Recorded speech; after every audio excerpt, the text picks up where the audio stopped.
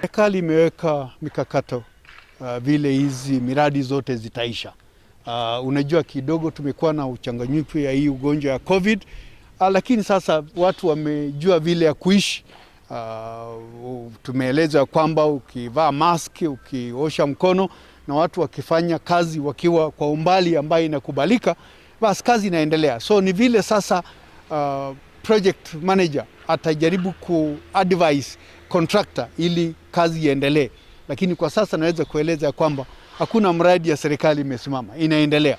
Na sisi kama public works tukiona mtu analegea, tunampea mawaidha, na kikosa kufanya tunampea default notice.